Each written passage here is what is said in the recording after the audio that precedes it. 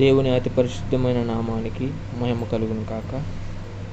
ఈ క్రీస్తు పరిచర్య ఛానల్ ద్వారా వాక్యాన్ని వింటున్న క్రీస్తు పరిచర్య అనుచరులకును మరియు యావత్ ప్రపంచానికి మన ప్రభు అయిన యేసుక్రీస్తు నామంలో మా శుభాభివందనాలు తెలియజేసుకుంటున్నాను. గమనించండి దేవుని బిడ్డలారా, ఈరోజు మన కుటుంబాల్లో ఎన్నో కష్టాలు, ఇరుకులు, ఇబ్బందుల్లో మనం బాధపడుచు దుఃఖించు ఉండగా దేవుడు మనల్ని ఆశీర్వదింపదగిన వాడై ఉన్నాడు. మన ప్రతి కష్టం నుండి ఆయన మనల్ని విడిపించిపోతున్నాడు. మనం దేని గురించి అయితే ఇది ఇంకా మన జీవితంలో జరగదు అని అనుకుంటామో వాటి మీద దేవుడు ఆశీర్వాదం ఉండాలిగా అనుగ్రహించాలనుకుంటున్నాడు. అలాగున మనమందరం కూడా దేవుని ఆశీర్వాదం పొందుకుంటూ ముందుకు కొనసాగిపోతూ ఈ దిన ధ్యానంలోకి వెళ్దాం. 2 సమూయేలు గ్రంథము 7వ అధ్యాయం 29వ వచనం. నీ ఆశీర్వాదం నుండి నా కుటుంబము నిత్యము ఆశీర్వదింపబడుగాక. దేవుడు మనల్ని ఎంతో హెచ్చించాలనుకుంటున్నాడు. ఎంతో ఆశీర్వదించి ఉన్నత స్థితిలో మనల్ని ఉంచాలనుకుంటున్నాడు. అయితే మనం ఆయన ఆశీర్వాదాలు పొందుకునే వారిగా ఈరోజు ఉన్నామా? అలాగున అర్హత కలిగి దేవునికి ఇష్టలుగా బ్రతుకుతున్నామా?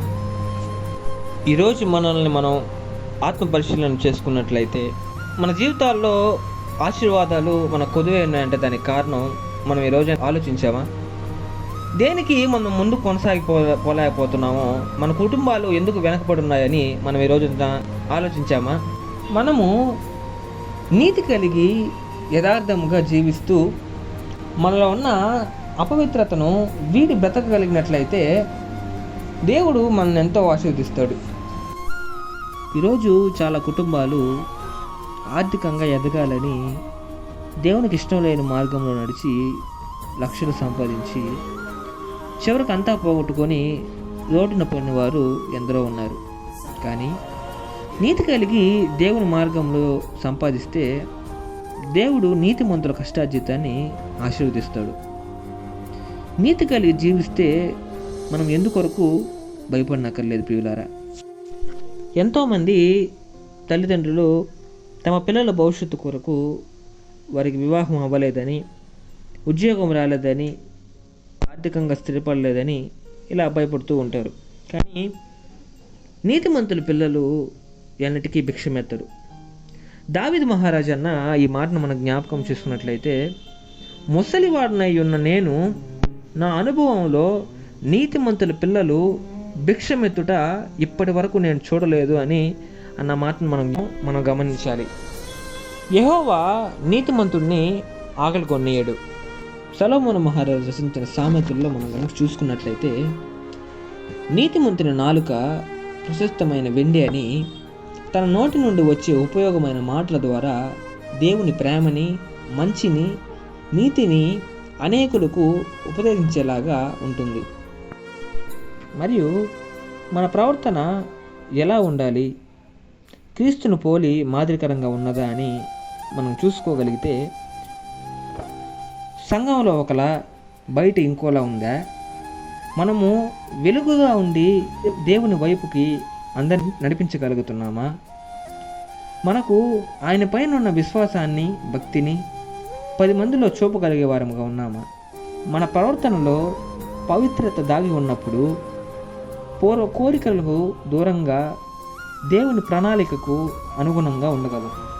ఇది చాలామంది కూడా వాళ్ళ కుటుంబాల్లో వాళ్ళ జీవితాల్లో జ్ఞాపకం చేసుకొని జీవించాలి.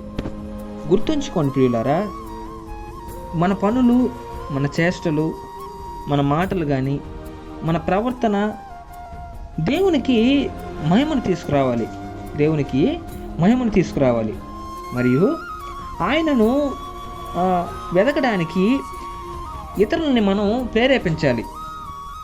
ధర్మబద్ధంగా జీవించడం అనేది దేవుని మార్గాలను అనుసరించడం వంటిది.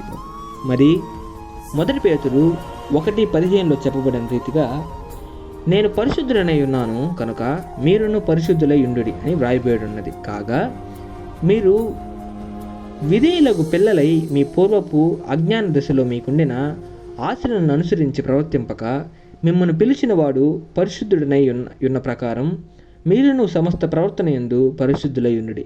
గమనించండి దేవుని బిడ్డలారా, ఈ వాక్యంలో మనం చూసుకున్నట్లయితే పరిశుద్ధత కలిగిన జీవితం మన నిత్య జీవానికి నడిపిస్తుంది దేవుని బిడ్డలారా.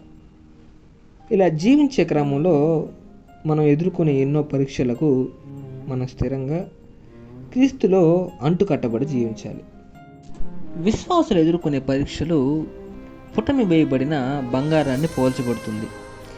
ఈ శ్రమ ద్వారా క్రీస్తు బయలుపరచబడినప్పుడు మనకు ప్రశంసలు మరియు గౌరవాన్ని అందిస్తాయి. పరీక్షలలో పట్టుదల కలిగి మరియు పవిత్రత కలిగి జీవించినప్పుడు మనము దేవుని ఆశీర్వాదానికి అర్హులమవుతాం. ఈరోజు ఆలోచిద్దాం ప్రియులారా, మన జీవితాలలో దేవుని యొక్క ఆశీర్వాదాలను ఎందుకు కోల్పోతున్నాము? మన నడతలలో, మాటలలో, ప్రవర్తనలో విధేయత కలిగిన వారమై ఉన్నామా?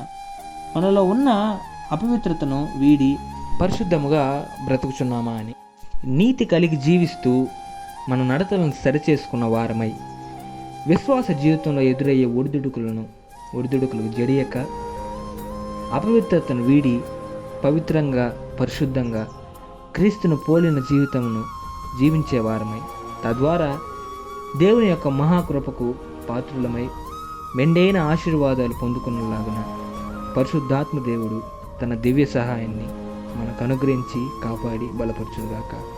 ఆమేన్. ప్రార్థన. ప్రేమగల మహిమగల మా దేవుడా, మా రక్షక, వేతరముల వరకు మేలును కనికరం చూపించే దేవుడా, అత్యున్న సింహాసనం మీద ఆసీనుడా, నిత్యం దేవదూత చేత పరిశుద్ధుడు అని పౌరబడు మహాదేవ మహాగండ నీకే స్తుతులు చెల్లించుకుంటున్నాను నా తండ్రి. అయినా ఈరోజు ధ్యానించిన రీతిగా నా తండ్రి బిడ్డలందరూ నీ యొక్క ఆశీర్వాదాలను పొందుకునేందుకు వారి మార్గమును సరళం చేయమని, నీలో జీవించేందుకు వారికి నీ కృపను, తోడును, సహాయాన్ని అందించమని కోరుకుంటున్నాను.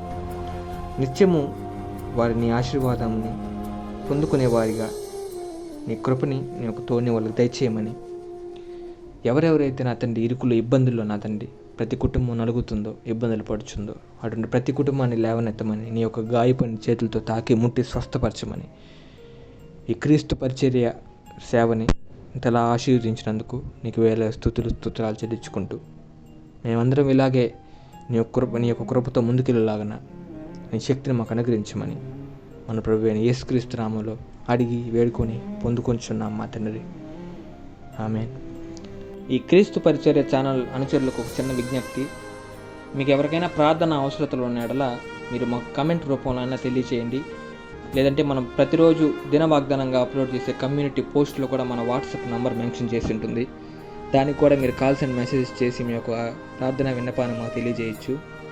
మేము ప్రభు పాదాల చెంత భారంగా ప్రార్థించి వాటికి జవాబులు ఇవ్వడం కూడా జరుగుతుంది. కాబట్టి ప్రతి ఒక్కరూ ఏ టైం అయినా కానివ్వండి మీరు మాకు మీ యొక్క అవసరతలను తెలియజేయమని మనవి చేసుకుంటూ, గాడ్ బ్లెస్ యూ.